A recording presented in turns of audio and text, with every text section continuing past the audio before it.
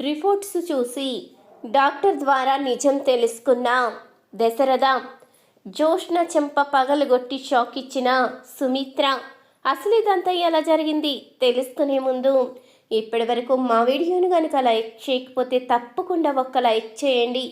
కార్తీక దీపం serial latest episode ఏం జరగబోతుందో ముందుగా తెలుసుకోవాలి అనుకుంటే మా ఛానల్ని సబ్స్క్రైబ్ చేసుకుని పక్కనే ఉన్న గంట సింబలపై ఆల్ అని క్లిక్ చేయండి.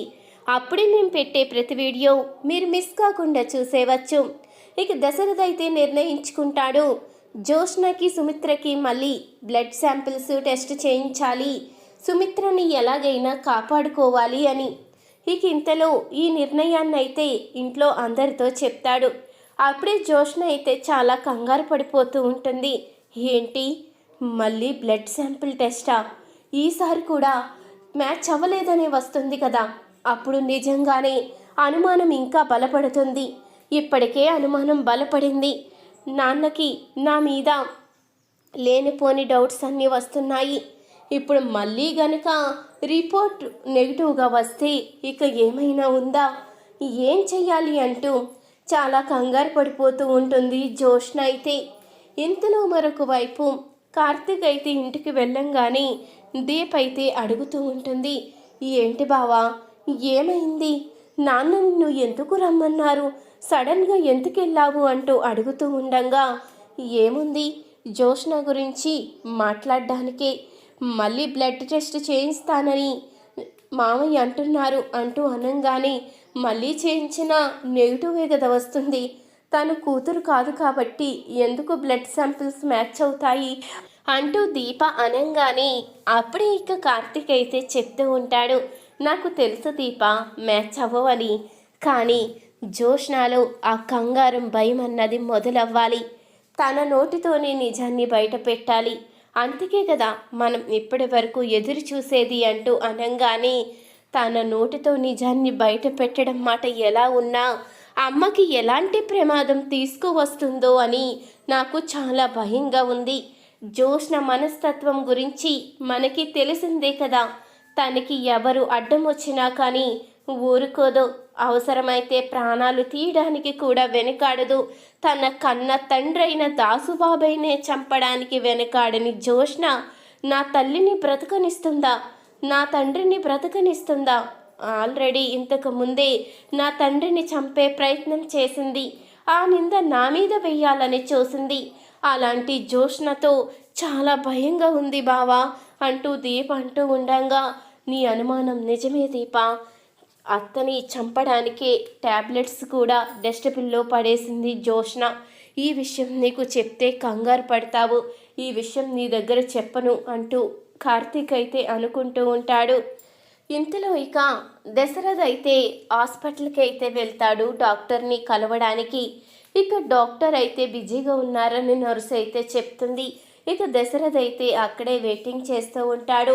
ఇంతలో నర్స్ అయితే రిపోర్ట్స్ తీసుకుని డాక్టర్ దగ్గరికి వెళ్తూ ఉండగా, అమ్మ నేను డాక్టర్ హారికని కలవాలి, దశరథ గారు వచ్చారని చెప్పు, ఖచ్చితంగా ఆవిడ నన్ను లోపలికి రమ్మంటారు అంటూ అనంగానే, సరే సార్ రిపోర్ట్స్ పట్టుకెళ్తున్నాను చెప్తాను అంటూ ఇక నర్స్ అయితే డాక్టర్కి ఆ రిపోర్ట్స్ ఇచ్చి ఇక చెప్పడంతో హారిక అయితే దశరథ గారిని లోపలికి అయితే రమ్మంటుంది.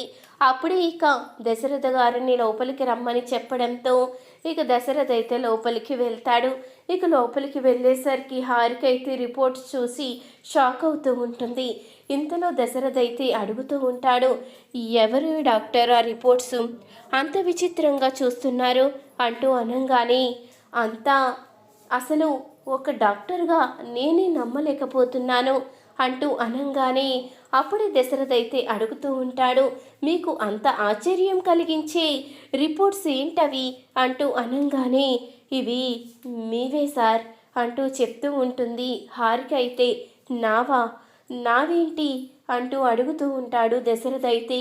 సరే రిపోర్ట్స్ మాట పక్కన పెట్టండి, మీరు ఏం మాట్లాడడానికి వచ్చారు అంటూ అనంగానే, ఏమీ లేదు డాక్టర్, నా కూతురికి నా భార్యకి మళ్ళీ బ్లడ్ టెస్టులు చేస్తారు, బ్లడ్ శాంపిల్ మ్యాచ్ అవుతే నా భార్య ప్రమాదం నుంచి బయటపడుతుందన్న చిన్న ఆశ డాక్టర్ అంటూ అనంగానే, మీరు కంగారు పడవలసిన అవసరం లేదు. మీ భార్య ప్రమాదం నుంచి బయటపడినట్టే అంటూ చెప్తూ ఉంటుంది హారిక అయితే. ఏంటి డాక్టర్, ఇంకా బ్లడ్ టెస్ట్ చేయించలేదు కదా, మరి ప్రమాదం నుంచి బయటపడినట్టని మీరంటున్నారు, నాకేమీ అర్థం కాలేదు అంటూ దశరథ్ అయితే అడుగుతూ ఉంటాడు. ఏమీ లేదు సార్, బ్లడ్ శాంపిల్ మ్యాచ్ అయ్యాయి, ఏవో రిపోర్ట్స్ అంటూ ఇక రిపోర్ట్స్ అయితే దశరథకి ఇస్తుంది హారిక అయితే. అవి చూసిన దశరథ్ అయితే ఒక్కసారిగా షాక్ అవుతాడు. ఏంటి డాక్టర్, దీప రిపోర్ట్స్ నా భార్యకి మ్యాచ్ అవ్వడం ఏంటి అంటూ అనగానే, నేను కూడా అదే చెప్తున్నాను సార్, జోష్న రిపోర్ట్స్ మ్యాచ్ అవ్వలేదు. మీ ఇంట్లో అంత ఖచ్చితంగా చెప్పడం ఎందుకని చెప్పలేదు. మీకు చెప్తున్నాను, జోష్న మీ కన్న కూతురు కాదు. బ్లడ్ శాంపిల్ మ్యాచ్ అవ్వలేదు అంటే మీ కన్న కూతురు కానట్టే. దీపవి బ్లడ్ శాంపిల్ మ్యాచ్ అయ్యాయి అంటే తనే మీ ఇంటి అసలైన వారసురాలు అంటూ ఇక చెప్పేసరికి ఆ మాటకి దశరథకైతే నోటంట మాట రాదు. అప్పుడే ఇక ఆలోచిస్తూ ఉంటాడు. అసలు ఏం జరుగుతుంది డాక్టర్, నాకే అర్థం కావడం లేదు అంటూ అనగానే, నేను చెప్పేది కూడా అదే దశరథ గారు. అసలు జోష్న మీ కన్న కూతురు కాదు, దీపే మీ ఇంటి వారసురాలు, మీ అసలైన కన్న కూతురు అంటూ డాక్టర్ అయితే నిజం చెప్పేసరికి అప్పుడే దశరథ్ అయితే చాలా బాధపడుతూ ఉంటాడు. ఇంతలో కార్తీక్ అయితే వస్తాడు. ఏమైంది మావయ్య, ఏం జరిగింది అలా ఉన్నావంటూ అనగానే, నువ్వు దీప బ్లడ్ శాంపిల్స్ ఇచ్చావా అంటూ అడుగుతూ ఉంటాడు. ఇచ్చాను మావయ్య, ఇచ్చాను అంటూ కార్తీక్ అనగానే, దీప బ్లడ్ శాంపిల్ ఇచ్చావు అంటే నీకు నిజం తెలుసు కదా, నిజం చెప్పు, అసలు ఏం జరిగింది? దీప నా కన్న కూతురని, జోష్న నా కన్న కూతురు కాదని డాక్టర్ హారిక చెప్పింది. అది ఎంతవరకు నిజం, ఎంతవరకు అబద్ధం అనేది నువ్వే చెప్పాలి. రిపోర్ట్స్ చూస్తే దీపే నా కన్న కూతురని అర్థమైంది. అసలు ఏం జరుగుతుంది అంటూ అడుగుతూ ఉంటాడు దశరథ్ అయితే. అప్పుడే ఇక తప్పనిసరి పరిస్థితిలో ఇక కార్తీక్ అయితే నిజాన్ని బయట పెడతాడు. ఇంతలో ఈ మాటలు విన్న సుమిత్ర అయితే ఒక్కసారిగా షాక్ అవుతుంది. ఏంటి, జోష్న నా కన్న కూతురు కాదా, దీప నా కన్న కూతురా అంటూ ఆశగా చూస్తూ ఉంటుంది సుమిత్ర అయితే. అప్పుడే ఇంతలో ఇక దశరథ్ అయితే దీప రాగానే ఎంతో ప్రేమగా దీపనైతే పలకరిస్తూ ఉంటాడు. అమ్మా, ఆ పని చేయకమ్మా, ఈ పని చేయకు అంటూ ఎంతో ప్రేమగా మాట్లాడుతూ ఉంటాడు. అది చూసిన జోష్న అయితే సుమిత్ర దగ్గరికి వెళ్ళి, మమ్మీ, డాడీ చూసావా, ఒక పని మనిషి అయిన దీపని ఎంత ప్రేమగా పలకరిస్తున్నారో, కన్న కూతుర్నైన నన్నేమో నీ దగ్గరకు కూడా రాకుండా ఆపేశారు, కానీ ఆ దీపను మాత్రం నెత్తి మీదెట్టుకు చూసుకుంటున్నారు. అసలు కన్న కూతురు అదానేనా అంటూ అడుగుతూ ఉంటుంది జోష్న అయితే. అప్పుడే సుమిత్ర అయితే జోష్న చెంప పగలగొట్టి, నా కన్న కూతురు దీప, నువ్వు కాదు, ఈ విషయం నాకు ఎప్పుడో తెలిసింది అంటూ సుమిత్ర అనంగానే ఆ మాటకి జోష్న అయితే ఒక్కసారిగా షాక్ అవుతుంది.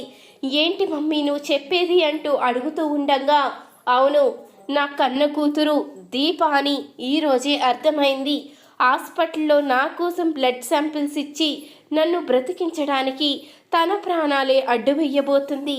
అలాంటి నా కన్న కూతుర్ని పట్టుకుని పని మనిషి అని ఎలా అంటున్నావు? ఇంకొకసారి గనుక నా కూతుర్ని ఏదైనా అంటే చంపేస్తాను అంటూ వార్నింగ్ ఇస్తుంది సుమిత్ర అయితే. ఈ వీడియో గనుక మీకు నచ్చినట్లయితే తప్పకుండా ఒక లైక్ చేయండి.